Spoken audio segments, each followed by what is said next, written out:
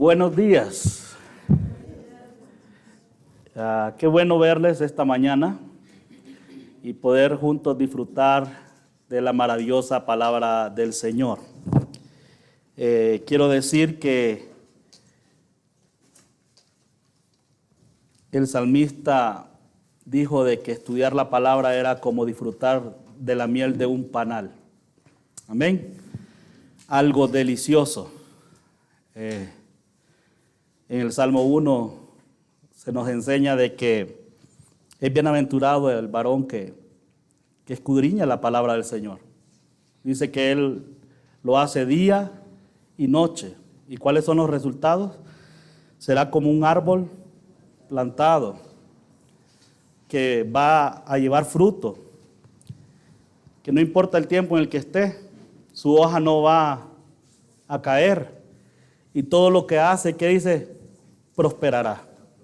Así que, hermanos, ustedes han elegido la mejor parte y es recibir la maravillosa palabra del Señor. Vamos a orar. Señor, te doy gracias por dar la fuerza a mis hermanos y también, Señor, por la voluntad que ellos han tenido de venir este día para aprender la palabra que tú quieres enseñarnos a través de este estudio de la carta a los romanos. Te ruego, Señor, para que me dirijas y me permitas, Padre, poder enseñar tu palabra tal y como está escrita.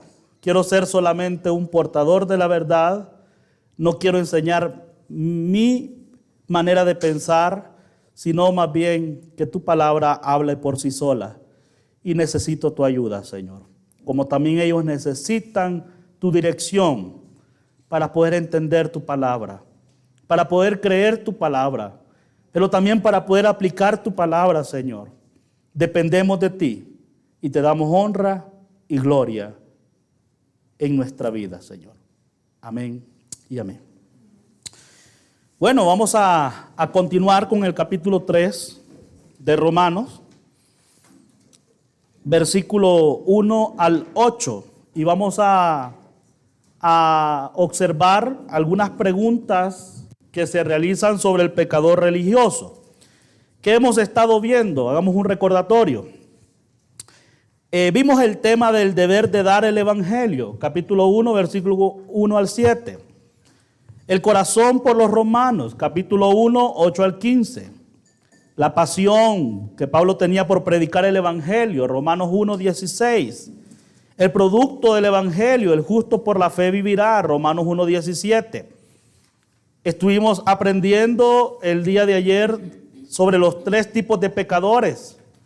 Hablamos en el capítulo 1, versículo 18 al 32 sobre el pecador inmoral. En el capítulo 2, versículo 1 al 16 sobre el pecador moral. Y en el versículo 17 del capítulo 2 al capítulo 3, versículo 8, estuvimos hablando sobre el pecador religioso. Y ahora queremos llegar a una conclusión, el cual es que no hay justo ni aun uno, y vamos a estudiar capítulo 3, versículo 9 al 20. Entonces, recuerde Mateo 7:13, entrad por la puerta estrecha, porque ancha es la puerta y espacioso el camino que lleva a la perdición, y muchos son los que entran por ella. Y en ese camino ancho, hermanos, hemos presentado que están estos 3 tipos de pecadores: el moral, el inmoral y el religioso. Y aunque quizás ellos se diferencien del uno al otro, tienen en común algo: que no han puesto solo en Cristo su confianza. Amén. Y por lo tanto su destino es perdición. Y por eso necesitan creer en Cristo. Continuamos. Pablo anticipó preguntas concernientes a los pecadores religiosos. Vamos a leer, hermanos, el versículo 1. Mire las preguntas que Pablo anticipaba concerniente a este tema del pecador religioso. ¿Qué ventaja tiene pues el judío? ¿O de qué aprovecha la circuncisión? Punto 1. Versículo 1 y 2. Pablo anticipó la primera pregunta que concernía a Israel, puesto que Pablo utilizó su propia gente como ejemplo negativo de los pecadores religiosos. Alguien podría preguntar, ¿qué de bueno hay en ser judío? Recuerden, hermanos, que Pablo habló de que los judíos descansaban cómodamente en tres cosas. Fíjense bien, para que entendamos la pregunta. Ellos descansaban o confiaban en tres cosas.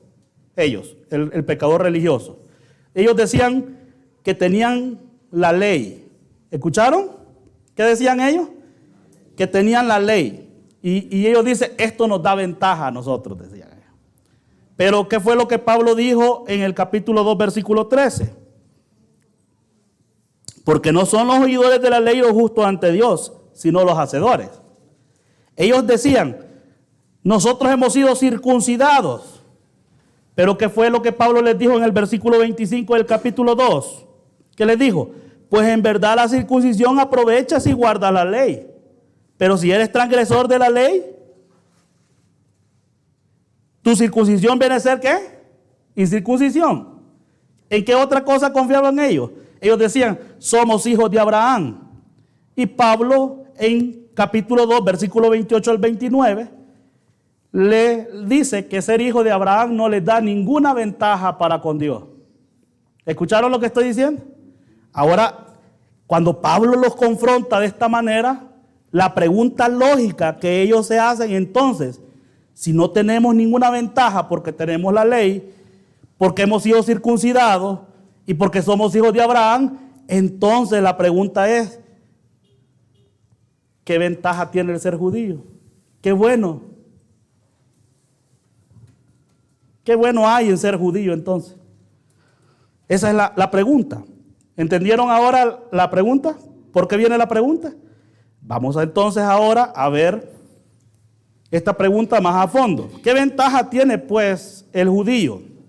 ¿O de qué aprovecha la circuncisión? ¿Había algún beneficio en ser israelita? La respuesta de Pablo fue sí, sí había un beneficio. 2, dice el versículo 2. Mucho en todas maneras. Primero, ciertamente que les ha sido confiada la palabra de Dios. Mucho, dice Pablo, en todas maneras. Los judíos tienen muchas ventajas. Los judíos tienen la ventaja y el beneficio que otras naciones no tuvieron. Mire que Dios dice que una de las principales ventajas que tienen ellos es que a ellos se les confió la palabra de Dios. No fueron a los salvadoreños primero, no fue a los guatemaltecos, no fue a los ecuatorianos, no fue a los hondureños, centroamericanos, suramericanos.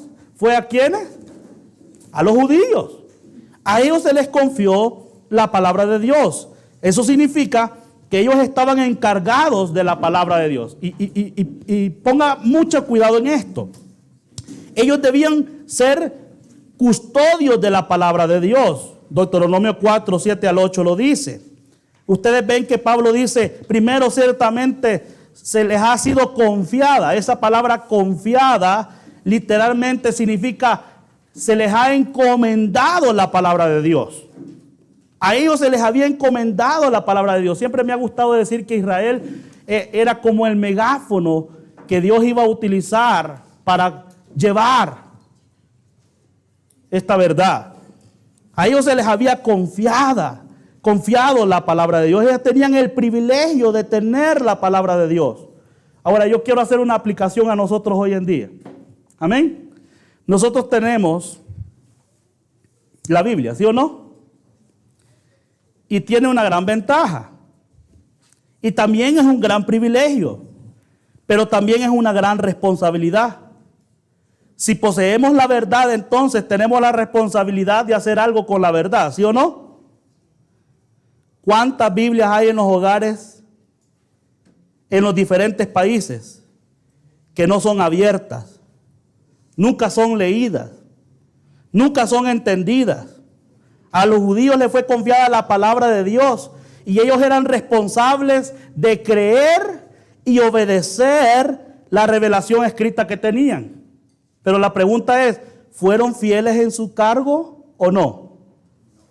No fueron fieles en su cargo. En San Juan 5:39 al 46 dice: ustedes examinan las escrituras porque piensan tener en ellas la vida eterna y son ellas las que dan testimonio de mí.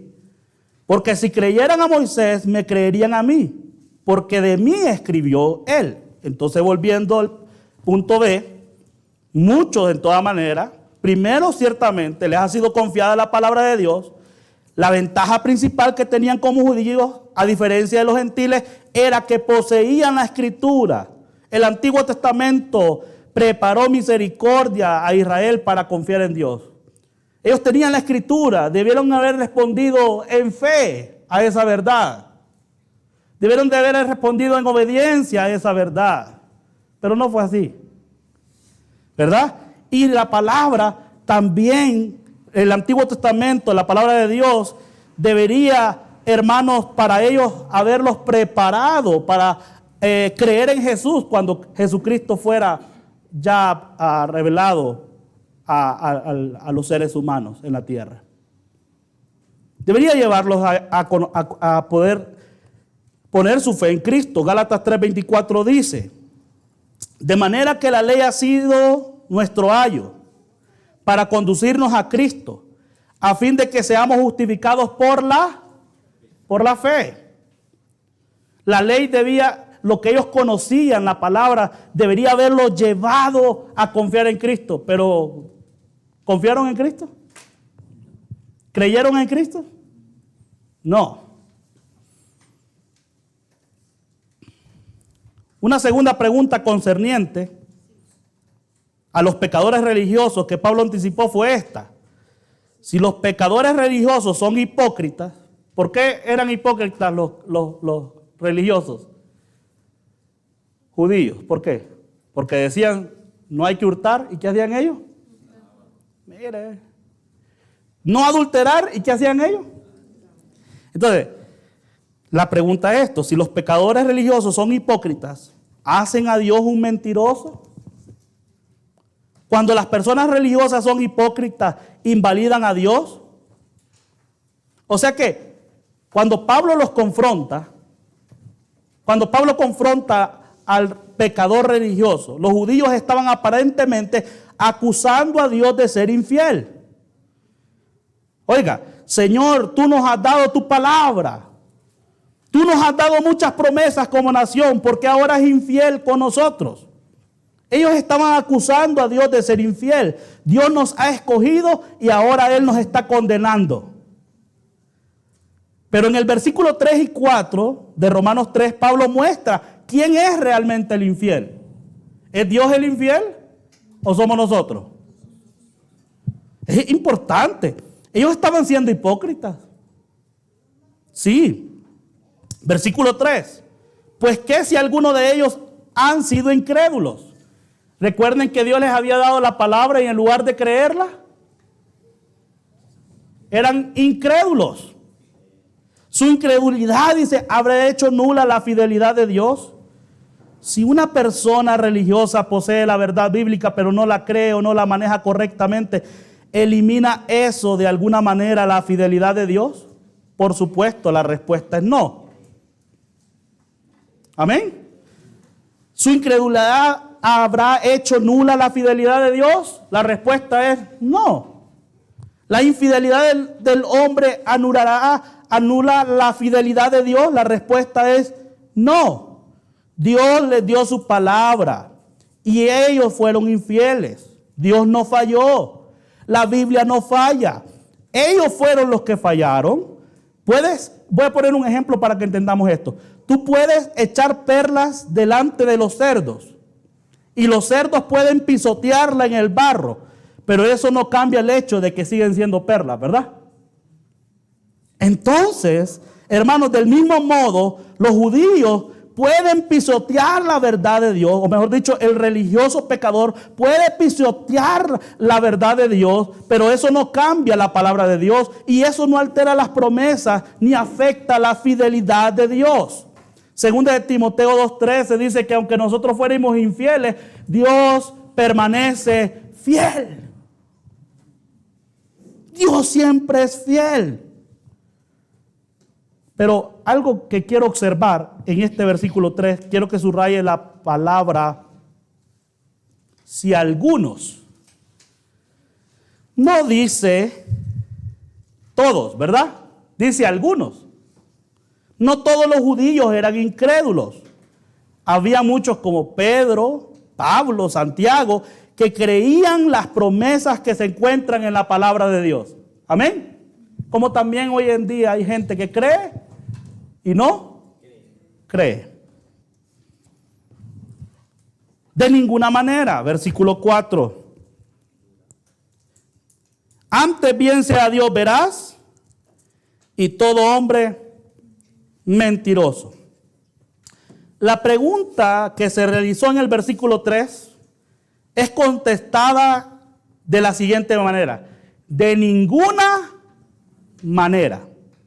¿Sabe usted que esta expresión de ninguna manera está dicha en varios versículos de esta carta? Por ejemplo, Romanos 3:31, Romanos 6:2, Romanos 6:15, Romanos 7:7. Y esta expresión de ninguna manera significa por ningún motivo perezca tal pensamiento. Esa fue la respuesta. Entonces, antes bien sea Dios veraz y todo hombre mentiroso. Punto C. 4b del capítulo 3. A pesar de la hipocresía de los pecadores religiosos, Dios siempre dice la verdad. Dios siempre es justo, es bueno, incluso cuando aquellos que dicen seguirlo no caminan de acuerdo a su verdad.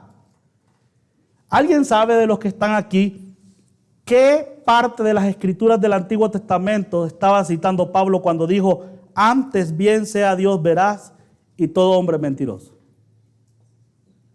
¿Sabe? El Salmo 51:4. David dijo, para que sea justificado en tus palabras, Señor, todo lo que tú dices es recto. Pablo fue muy sabio al citar estas palabras de la oración de confesión de David. Difícilmente había alguien a quien los judíos estimaran más que David, el piadoso rey de Israel que escribió muchos de los salmos. Pablo les estaba recordando que aún David, a quien ellos admiraban, fue infiel. Hasta David fue un adúltero. David fue un asesino. Mandó a matar al esposo de la mujer con la cual adulteró. Él cometió adulterio con Betsabé y fue el causante de la muerte del marido de Betsabé en el campo de batalla. David estaba diciendo en su oración, Señor, tú tienes la razón, yo estoy mal.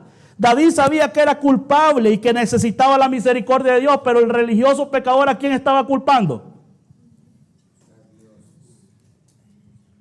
Y Pablo le dice, si David, que es al que ustedes admiran tanto, reconoció que Dios es veraz y que uno es mentiroso, ¿por qué ustedes no reconocen esa verdad? ¿Sí? Dios es veraz, Dios no va a mentir. Romanos 3:4, como está escrito, para que seas justificados en tus palabras y venzas, subraya esa palabra, y venzas cuando fueres juzgado. Esa palabra venzas significa ser victorioso. Si alguien se quiere poner a debatir con Dios y a querer poner excusa por su pecado, ¿quién cree que va a salir victorioso? Si usted se quiere poner a argumentar contra Dios y a querer excusar su falta, ¿quién cree que va a salir victorioso? Dios siempre será el triunfador, Él será el vencedor. Tú siempre tienes la razón. tú siempre ganas todos los casos. Eso es lo que el Señor está diciendo. Esta cita del Antiguo Testamento, punto D, confirma que cada vez que la integridad de Dios se cuestiona, Dios siempre tiene la razón. Los judíos, el religioso pecador estaba cuestionando la integridad de Dios. Romanos 5 al 8. Vamos a leer. Romanos 3, 5 al 8. Y si nuestra injusticia hace resaltar la justicia de Dios, ¿qué diremos? ¿Será injusto Dios que da castigo? Hablo como hombre. En ninguna manera. De otro modo, ¿cómo juzgaría Dios al mundo? Pero si por mi mentira la verdad de Dios abundó para su gloria, porque aún soy juzgado como pecador. ¿Y por qué no decir cómo se nos calumnia? Y cómo algunos cuya condenación es justa afirman que nosotros decimos hagamos males para que vengan bienes. Una tercera pregunta podría ser, ¿va Dios demasiado lejos cuando condena a los pecadores religiosos? Literal A. Si nuestra injusticia hace resaltar la justicia de Dios, ¿qué diremos? ¿Será injusto Dios que da castigo? Los judíos, hermanos, no solo estaban acusando a Dios de ser infiel, como lo vimos en el versículo 3, sino que aquí en el versículo 5 estaban diciendo que aparte de ser infiel, Dios era injusto. Que Dios no estaba haciendo, que Dios no estaba actuando o procediendo justamente. Señor, eres injusto al juzgarnos, decían ellos. ¿Y por qué decían ellos que Dios era injusto al juzgarlo? Bueno, dice la palabra hace resaltar. ¿Ven en el versículo 5 la palabra hace resaltar? ¿Sí? Esa palabra significa trae a la luz, magnifica. Y la otra palabra que debe subrayar es la palabra castigo. O sea que Dios va a retribuir al hombre pecador. Pablo contesta nuevamente su propia pregunta en el versículo 6 y dice, en ninguna manera. En otras palabras, déjeme ayudarle a que comprendamos mejor esta parte. Ellos decían, estoy ayudando a Dios cuando peco. Dice. Miren lo que decían ellos, que estaban ayudando a Dios cuando pecaban.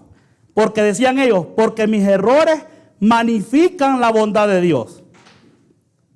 Sigamos la lógica y el razonamiento de ellos. La injusticia del hombre, dice, nos ayuda a apreciar mejor la justicia de Dios. La justicia de Dios se ve claramente por contraste, dice. Por ejemplo, si piensas que tu automóvil no está muy limpio, colócalo al lado de un automóvil sucio. Si crees no tener buena salud, pasa un tiempo dentro del hospital. Si crees no ser muy pecador, echa un vistazo a la santidad de Dios. Entonces ellos decían, es que es por mi pecado que la fidelidad de Dios es radiante, decían ellos. De modo que el argumento es este. Si yo por mi injusticia magnifico la justicia de Dios, ¿cómo puede Dios castigarme? Decían ellos, Dios es injusto.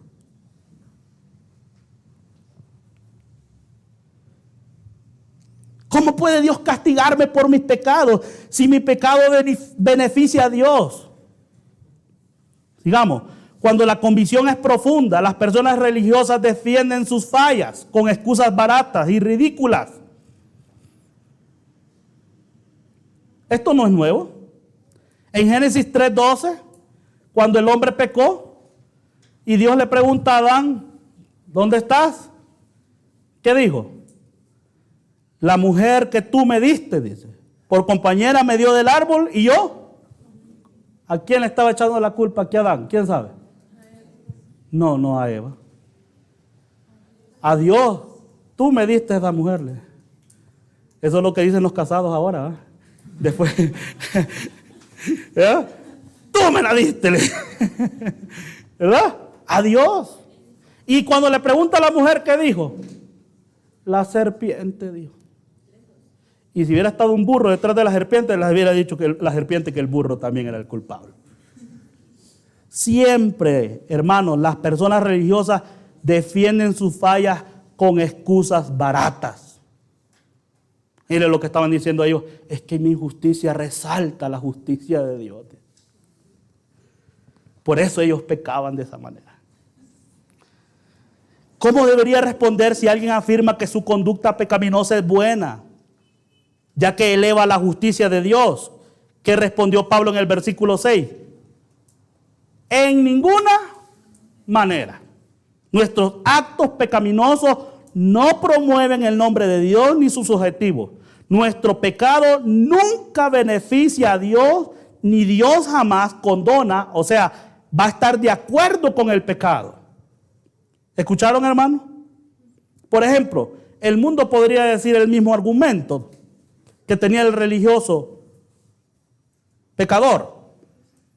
El mundo de ahora podría usar San Juan 3:16. De tal manera amó Dios al mundo. Los hombres malvados podrían decir, Dios, mientras más malvados seamos, más engrandecido será tu amor. ¿Cómo entonces puedes juzgarnos? Nuestra iniquidad resalta tu amor. Tal pensamiento es distorsionado y es pervertido y merece una respuesta como la que dio Pablo. En ninguna manera perezca tal pensamiento. Versículo 6, de otro modo dice, ¿cómo juzgaría Dios al mundo?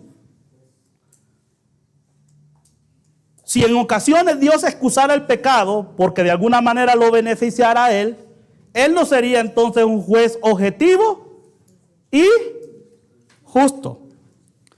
¿Sabían? Voy a hacer una pregunta. ¿Sabían los religiosos judíos que Dios juzgaría al mundo?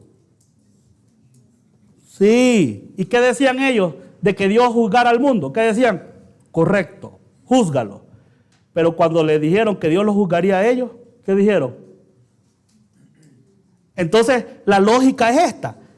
Si yo soy justo al juzgar al mundo, soy justo al juzgarte a ti, porque tú eres parte del mundo.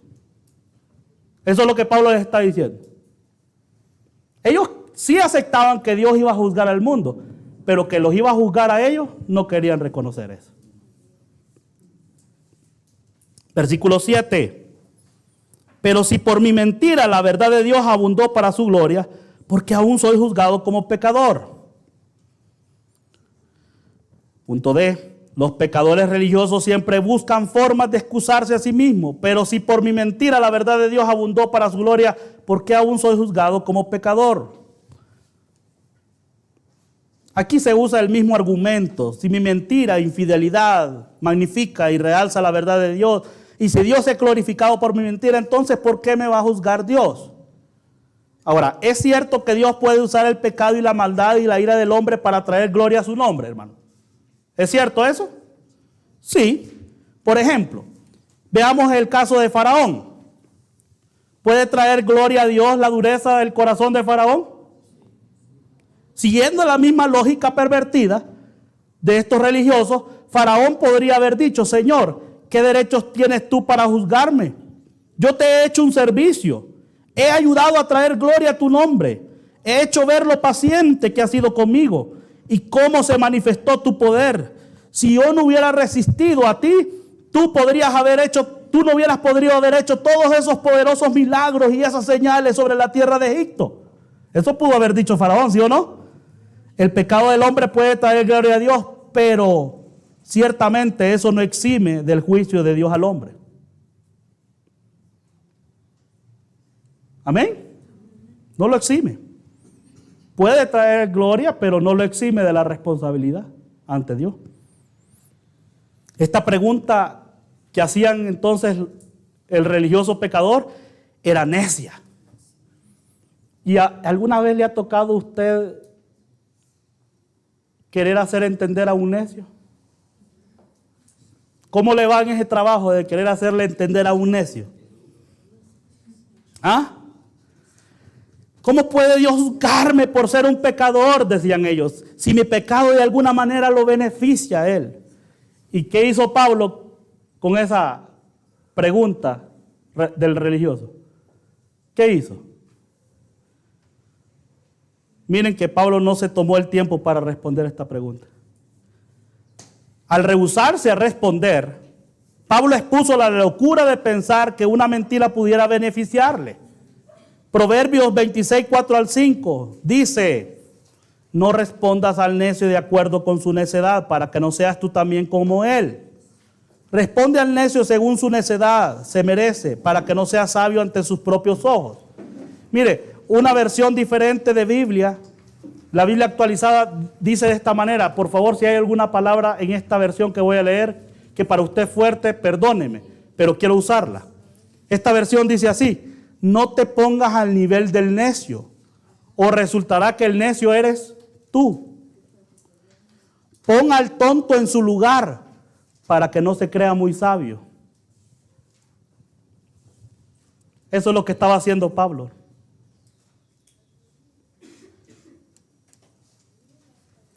Romanos 3:8. Si Pablo enseñaba que Dios excusaba el pecado por alguna razón, él habría sido culpable de enseñar anarquía. Pablo no excusó ningún tipo de ilegalidad, aunque algunos lo acusaron de hacerlo. ¿Y por qué no decir, dice Pablo, cómo se nos calumnia y cómo algunos afirman que nosotros decimos, hagamos el mal para que venga el bien? Miren, no solo a Pablo lo acusaron, sino también a nosotros hoy en día nos acusan. Que predicamos la gracia. Y dice, ¿para qué? Dice, para que la gente se sienta libre para pecar. ¿Verdad? Pero Tito 2:12, ¿qué nos enseña la gracia en Tito 2:12? Que renunciemos a la impiedad y a los deseos mundanos y vivamos en este siglo como sobria, justa y piadosamente. ¿Qué necesitamos para poder vivir de esa manera? La gracia de Dios.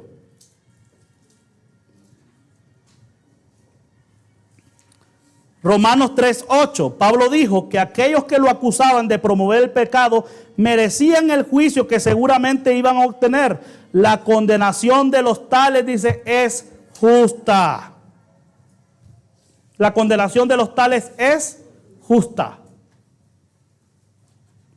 ¿Por qué habría sido Pablo acusado de promover anarquía?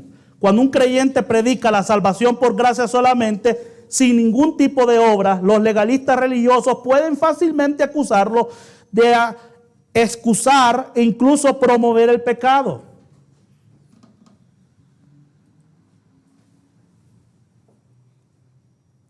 Si los legalistas religiosos no te acusan de esta manera, probablemente no necesitas verificar para ver si realmente estás enseñando la gracia.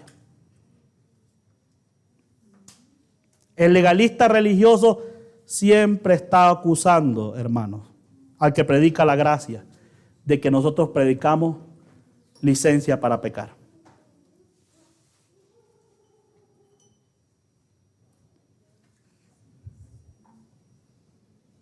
Vámonos al versículo 9 al 20.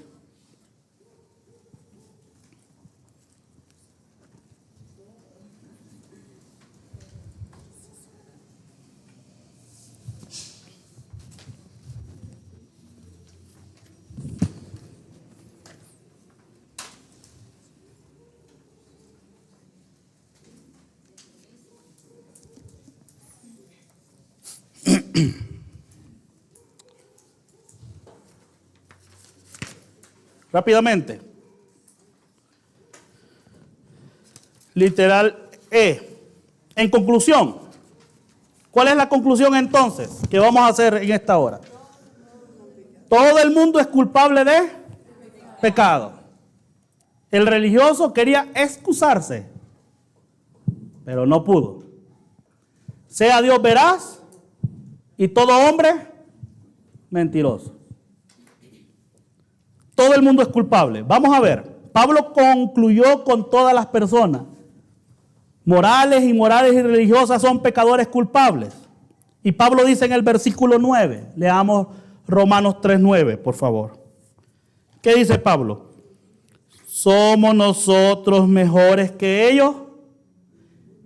En ninguna manera. Cuando dice la Biblia, somos nosotros mejores que ellos, ¿a quién se está refiriendo? ¿Quiénes son ellos? el moral, el inmoral, el religioso. ¿Somos nosotros mejores que ellos? En ninguna manera. Quizás usted diga, bueno, pero yo no soy inmoral. Yo no me identifico. Quizás alguna persona, no usted, alguna persona en el mundo diga, yo no soy inmoral. Yo no me identifico con los morales ni con los religiosos. Entonces, por si fuera poco, dice Pablo, ¿somos nosotros mejores que ellos? En ninguna manera. Pues ya hemos acusado a judíos y a gentiles que todos están bajo pecado. Gálatas 3:22, por favor. Dice, mas la Escritura lo encerró a todos bajo pecado, para que la promesa que es por la fe en Jesucristo fuese dada a los creyentes.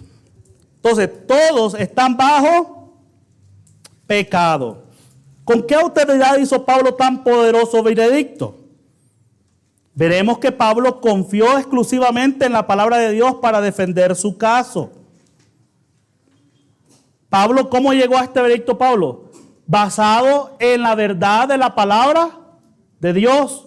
Romanos 3, 10 al 18, que dice, Pablo acusó a toda la humanidad de pecado, ya sea moral, no importa si es inmoral o religioso. Las acusaciones de Pablo se centran en tres áreas: la naturaleza de la humanidad, el discurso de la humanidad y la conducta de la humanidad. Literal A.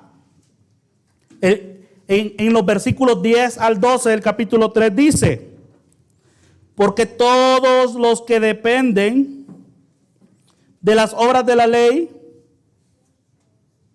están, perdón hermanos, no, Romanos 3, 10 al 12. Creo que necesito café. Como está escrito, no hay justo ni aún uno. No hay quien entienda. No hay quien busque a Dios. Todos a una se hicieron. No hay quien haga. No hay ni siquiera uno. Toda la humanidad está depravada. Amén. Efesios 2, 1 al 3.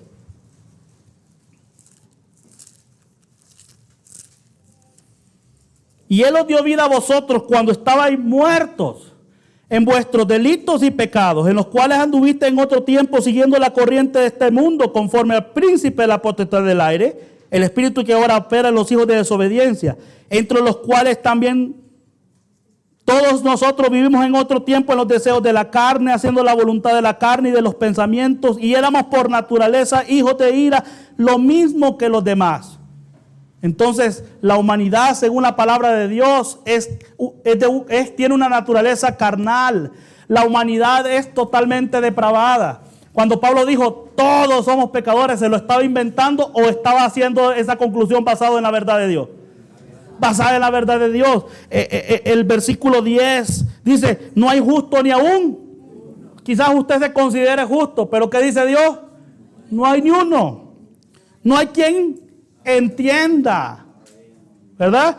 No hay quien busque a Dios. Mire que a veces cuando estamos evangelizando, algunas personas dicen, es que yo estoy esperando sentir en mi corazón el buscar a Dios. ¿Usted cree que eso va a ser así, hermano? ¿Usted cree que la naturaleza pecaminosa quiere buscar a Dios, hermano? No hay quien busque a Dios. Todos se desviaron. Solo me recuerda las ovejitas. ¿Qué hacen las ovejitas? ¿Por qué cree usted que nos llama oveja el Señor a nosotros muchas veces? ¿Por bonita? No, porque mire, las ovejitas tienen la tendencia a ¿qué? Y allá viene el pastor, ¿verdad? Y la trae con el bastón, ¿verdad? Pero no entiende, mire, allá otra vez, ¿verdad? Y allá viene otra vez con el bastón, ¿verdad? Y no entiende, y ahí va otra vez. Y allá la vuelve a traer. Y después, como no entiende, le da con la vara en la cabeza. ¡Pum! Aquí te quiero, le. Porque esa es la naturaleza depravada del ser humano, desviarse. Amén. Es inútil. ¿Por qué es inútil? ¿Le gusta que le digan inútil al ser humano? Se ofende la gente, ¿verdad? Pero es inútil, ¿por qué? Porque no pueden hacer nada perfecto para la salvación. No hay nada bueno en ellos. Son depravados. Romanos 3:10, nadie en toda la creación tiene la aprobación de Dios, como está escrito, no hay justo ni aun uno. Romanos 3:11.2, nadie comprende, entiende realmente la verdad de Dios. No hay quien entienda. Amén. No hay quien entienda. Salmo 53:2, ¿qué dice?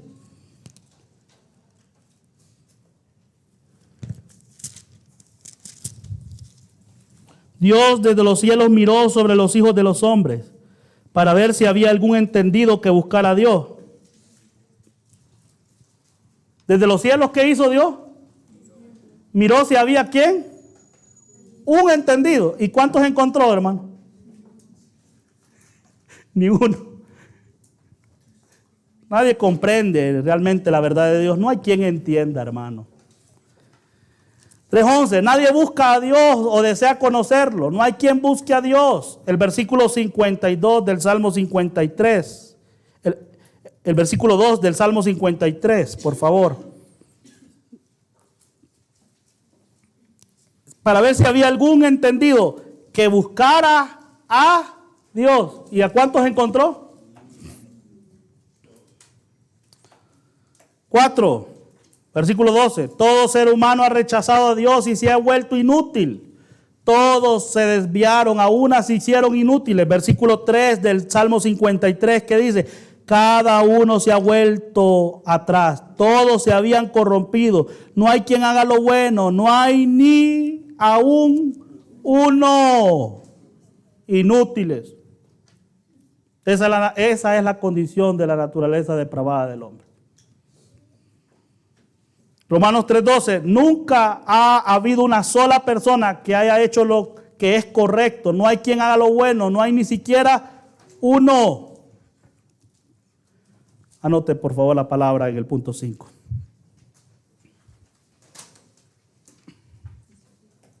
B. Romanos 13 al 14. Leamos por favor. Capítulo 3, 13 al 14. Sepulcro abierto su garganta, con su lengua engaña, veneno de áspid hay debajo de sus labios. Su boca está llena de maldición y de amargura. Sus pies se apresuran para derramar sangre. Quebranto y desventura hay en sus caminos y no conocieron camino de paz. Mire, el segundo conjunto de acusaciones de Pablo se centró en lo ofensivo de la comunicación verbal de la humanidad. La Biblia muestra que el discurso de la humanidad es totalmente corrupto y destructivo. 1. Romanos 3:13. La fosa de la cual brota el discurso de la humanidad está fétido, como una tumba abierta. ¿Qué dijo? Sepulcro abierto es su garganta. Usted ha estado en la exhumación de los restos de un cuerpo muerto, hermano. ¿Ha experimentado eso usted alguna vez? ¿No? Pues fíjese que yo sí, hermano. Nosotros nos escandalizamos cuando olemos a un animal muerto, pero usted oliera cómo huele una persona muerta, hermano.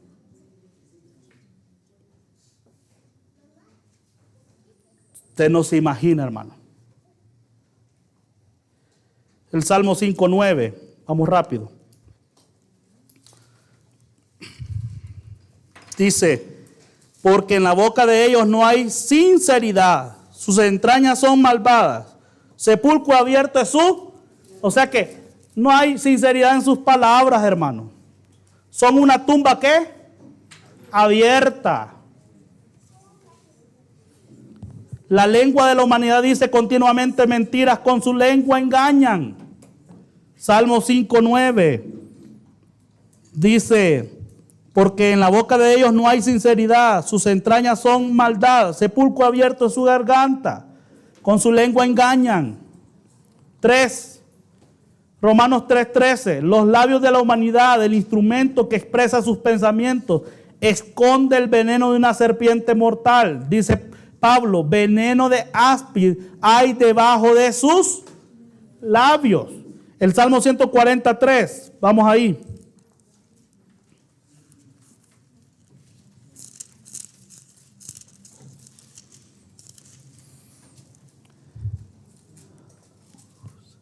Aguzaron su lengua como la serpiente. Veneno de áspid hay debajo de sus labios. Romanos 3:14. Leámoslo para recordar que ya lo habíamos leído anteriormente. Su boca está llena de maldición y de amargura. La boca de la humanidad arroja profanidades. Su boca está llena de ¿qué? Maldición y de amargura. Salmo 17. Dice, llena está su boca de maldición y de engaños y fraudes. Debajo de su lengua hay vejación y maldad. Su boca está llena de maldición y de amargura. ¿Ha visto usted al ser humano en su condición como se describe aquí? ¿Sí? Sí, así es. Romanos 3:15 al 18. Vamos a leerlo. Sus pies se apresuran para derramar sangre. Quebranto y desventura hay en sus caminos.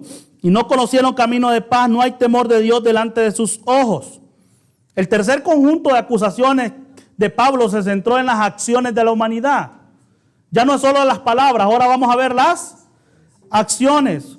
Y utilizó las escrituras para mostrar esto. Pablo simplemente mostró cuán perversa es la persona en su actuar delante de Dios. La humanidad se apresura a volverse violenta. Sus pies se apresuran para derramar sangre. Hermanos, Proverbios 6:18.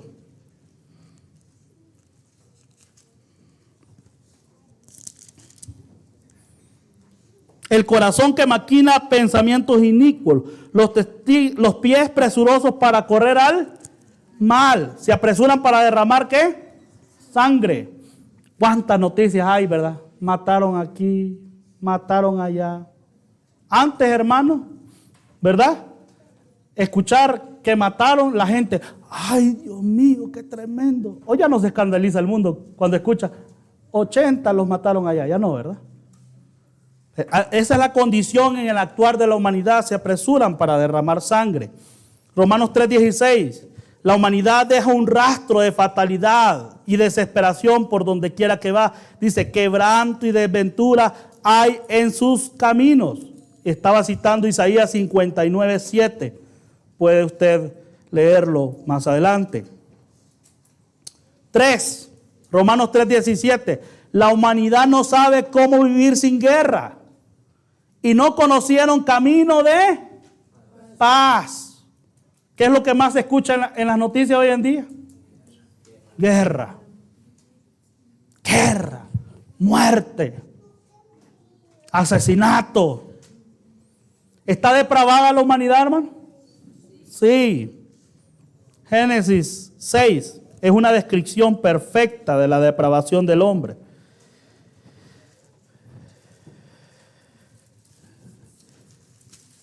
Cinco, mire cómo era la condición de las personas en el mundo en ese entonces.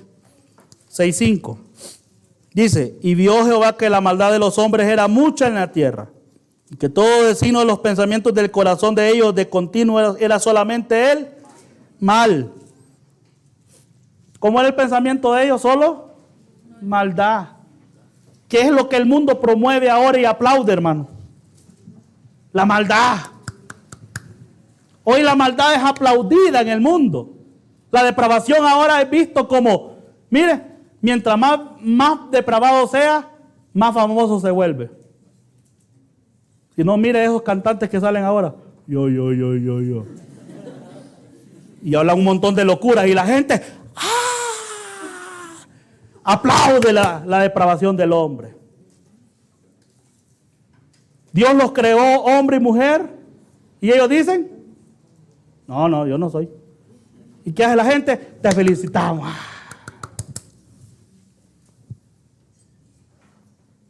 No hay paz en el mundo. Quieren vivir en guerra. Aplauden lo malo. Romanos 3:18. La humanidad no respeta a Dios. ¿Es cierto esto, hermano? Pablo dijo, no hay temor de Dios delante de sus ojos. Estaba hablando del Salmo 36:1. No hay temor de Dios. Mire, la gente hoy en día actúa sin temor de Dios. No le importa a Dios. El inmoral, ¿qué hace el inmoral? Rechaza la justicia de Dios. Pero sí promueve la injusticia, la maldad. ¿Verdad? 3, versículos 19 al 20.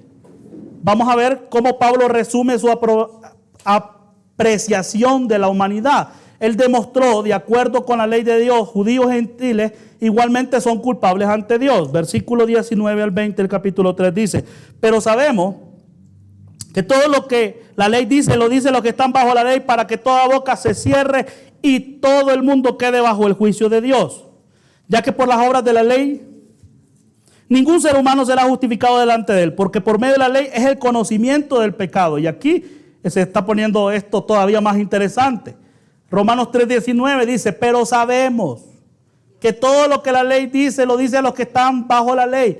Antes que todo, la ley se aplicó a Israel. Estando bajo la ley, experimentaron las consecuencias de su desobediencia de primera mano. ¿Es cierto eso o no? Sí. Ellos experimentaron las consecuencias de primera mano. Deuteronomio 28, 15 al 68. Léalo por favor más adelante usted. Son varios versículos. Deuteronomio 3:19b. A pesar de que la ley fue dada específicamente a Israel, se extendió a todas las personas de todas partes. Pablo dijo que la ley fue dada para que toda boca se cierre. No solo la boca de los judíos religiosos, sino también la de todo el mundo. Dios dio la ley para que todas las excusas fueran detenidas y la arrogancia del mundo fuese, ¿qué? Silenciada. Romanos 3:19, la ley hace que todo el mundo quede bajo el juicio de Dios. Dios dio la ley para que todos en la tierra se volvieran responsables de sus malas acciones. Y esto es lo que estaba hablando anteriormente con una persona. Todo el mundo es responsable ante Dios. No hay excusa. ¿Escucharon? No hay excusa. Romanos 3:20.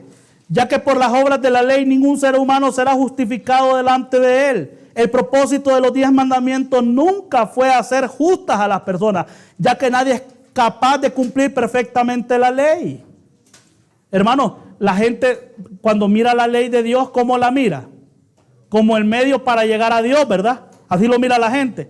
Pero cuando Dios dio la ley, no la dio con ese propósito. Porque Él sabía que ninguno podía cumplir a la perfección. ¿Sí es cierto o no es cierto? Entonces, ¿por qué propósito dio la ley Él? Dice el versículo 20. Ya que por las obras de la ley ningún ser humano será justificado delante de Él. Lo que estoy diciendo ahorita. Porque por medio de la ley es el conocimiento del pecado. La ley hace la función de un espejo. Y cuando usted mira la ley de Dios, mira dos cosas. Mira su pecado y mira la santidad de Dios. Con la ley ellos podían ver su pecado y ellos podían decir, soy un pecador. Y pueden ver la santidad de Dios y podían decir, necesito un Salvador. Y eso lo vamos a ver más adelante. Hechos 13:39, rápidamente.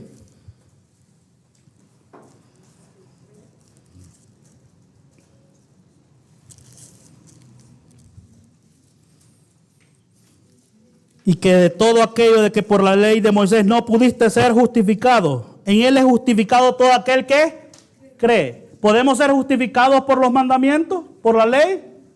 ¿Qué dice la Biblia? No. ¿Lo dice el pastor Sánchez? No. Lo dice Dios en su palabra.